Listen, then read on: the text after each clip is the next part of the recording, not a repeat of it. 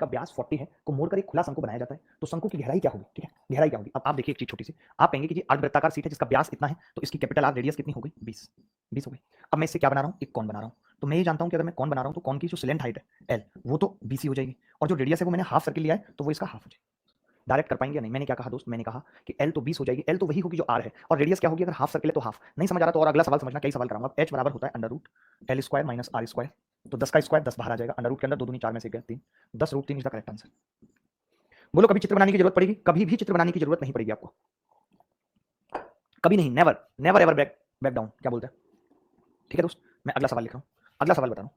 अगला सवाल देखिए, एक 21 सेंटीमीटर के दायरे के एक क्षेत्र, एक cone is made of a sector of circle of radius 21 centimetre and an angle of 90 degree और the total surface area of the cone. बड़ा प्यारा सवाल है, जो बच्चा इस सवाल का उत्तर बता देगा, मैं ये मान के चलता हूँ कि उस बच्चे को मैं 250 रुपए की नगद राशि देते देते बचूंगा, देते देते बचूंगा, दूंगा नहीं, सिर्फ बचूंगा।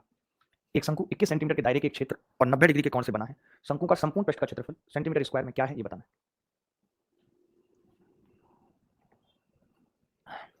बहुत बढ़िया, बात बता दीजिए कि 90 डिग्री का मतलब क्या है? तो आप कहेंगे कि 360 डिग्री कंप्लीट सर्किल होता है, 90 डिग्री का मतलब हो गया 1/4 सर्किल, 1/4 सर्किल, यही हो गया 90 डिग्री का मतलब। 90 डिग्री का मतलब क्या हो गया? 1/4 सर्किल, ठीक है, यही हो गया। तो मैंने कहा इतनी छोटी सी बात पे हमने कहा ये 21 सेंटीमीटर है, हमने कहा एल कितनी होगी? तो आपने कहा एल तो 21 ही हो जाएगी। मैंने कहा इसकी रेडियस कितनी होगी कौन की? तो आपने कहा जी 1/4 हो जाएगी 21/4, यही होगी। आप कहेंगे हाँ जी यही होगी। अब सी एस से निकालना है, तो सी एस ए क्या होगा? पाई आर एल होगा। सी एस ए क्या होगा? पाई आर एल। तो पाई का मान कितना होता है? 22/7। आप देख रहे हो कि कोई चित्र बनाने की जरूरत हमें नहीं पड़ रही, कोई डायग्राम बनाने की जरूरत नहीं पड़ रही, डायरेक्ट हम सवालों तक पहुंच पा रहे हैं, बहुत अच्छी बात है। हमने इसको काट दिया 2 से, 11 बार कट गया, 7 या 21, तो ये कितना आ गया दोस्त? ये आ गया 11 या 33, 21 कम 21 का हासिल, तो 21 63 और 2 651/2, 650 के आधे की बात करें 325.5, नहीं कितना होगा? 11 या 33 था और 21 था, सॉरी हमने गलत कर लिया ना, 11 या 33 था तो 21 या 63 का 3 हासिल 6, 21 या 63 और 6 693/2, तो 2 तिया 6, 2 चौक 8, ऑप्शन में नहीं दिख रहा भाई, ये तो हम गलत गुणा कर रहे हैं, सही किया हमने सब। 21 सेंटीमीटर रेडियस है, 1/4 सर्किल है, तो 21/4 होगी, 1/4 हो गई, बात खत्म। रेडियस ही दे रखी है 21 सेंटीमीटर, 7 या 21, 33 गुणा 21 भागित 2, 346.5 आ रहा है। बच्चों का उत्तर क्या आ रहा है सवाल का? 346.5। अगर हमने कहीं मिस्टेक की है तो माफ कीजिएगा, वैसे की नहीं है बिल्कुल भी, क्योंकि हमने कहा कि कौन is made of a sector of a circle of radius 21 centimetre angle 90 degree, वैसे तो सेक्टर 90 डिग्री का मतलब ही हो गया 1/4 सर्किल, तो मैंने कहा एल तो डायरेक्ट 21 हो जाएगी, ठीक है, हो गई 21। उसके बाद पाई आर एल होता है, संपूर्ण पृष्ठ क्षेत्रफल पूछ रहा है, ये मिस्टेक हमसे हुई है, संपूर्ण पृष्ठ क्षेत्रफल पूछ रहा है, ओहो, यानी कि संपूर्ण पृष्ठ क्षेत्रफल क्या होता है? पाई आर और आर प्लस एल, बाप रे बाप। तो पाई का मतलब 22/7 इंटू आर कितनी है? 21/4, आर प्लस एल कितना आ जाएगा? आर प्लस एल करूंगा तो 21 84 और 21 105/4, 105/4, तब तो और गंदा उत्तर आएगा, 7 या 21। अब और गंदा उत्तर आ रहा है, फिर ये दिया क्यों? संपूर्ण पर total surface area of the cone pi R R plus L, अब कितना आ रहा है? 66 इंटू 105 भागित 16, 433.125। भाई बहुत गंदे गंदे से उत्तर आ रहे हैं, अब पता नहीं हम क्या गलती कर रहे हैं, आप गलती कर रहे हैं, मैं कर रहा हूँ। 90 डिग्री का मतलब तो 1/4 सर्किल ही होगा, और ये 21 सेंटीमीटर है इसकी रेडियस, तो मैंने रेडियस को 21/4 लिख लिया, पाई आर आर प्लस एल। आप में से कोई बच्चा बता रहा है उसका उत्तर क्या आ रहा है? हम गलत है, बच्चा गलत है, कौन गलत है? अब आप देख लेना, मुझे लगता है कि हमने सही निकाला है, ऑप्शन में नहीं है वो अलग बात है, इसी बात पे हम और 2-3 सवाल।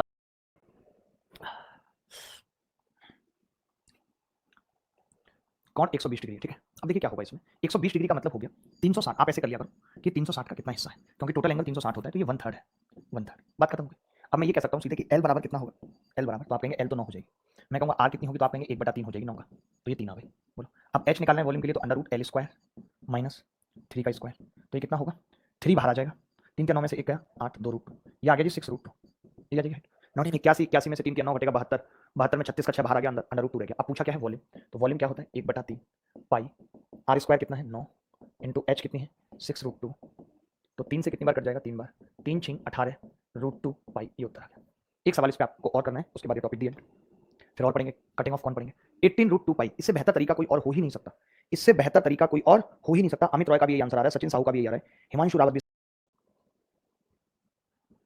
बोलो भाई, एक 10 सेंटीमीटर त्रिज्या वाले वृत्ताकार पेपर की सीट का 40% भाग हटा दिया जाता है, तो देखिए हम कितने परसेंट का यूज कर रहे हैं। हम सर्कुलर पार्ट ले कितना रहे, मैं आपसे पूछ रहा हूँ, सर्कुलर पार्ट, तो आप कहेंगे जी हम सर्कुलर पार्ट ले रहे हैं 60%, 60% ले रहे हैं, खुद ही बोल दिया उसने 60% ले, ठीक है। मैंने कहा एल हर स्थिति में वही होगी जो आर है, तो आपने कहा हाँ जी 10 आ जाएगी। मैंने कहा आर कितनी होगी? आप बोलेंगे आपने सर्किल का कितना पार्ट लिया, मैं कहूँगा 60%, तो 10 का 60% आर आ जाएगी, नहीं 6।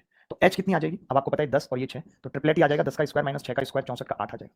इन्होंने पूछा क्या है? शंकु की रेडियस और ऊंचाई का अनुपात पूछा है, इन दोनों का रेशियो पूछा है, 3:4। इससे बेहतर तरीका अगर आपके पास हो तो आप मुझे बता दो, चैलेंज। ये खुद अपने आप में one of the best method है।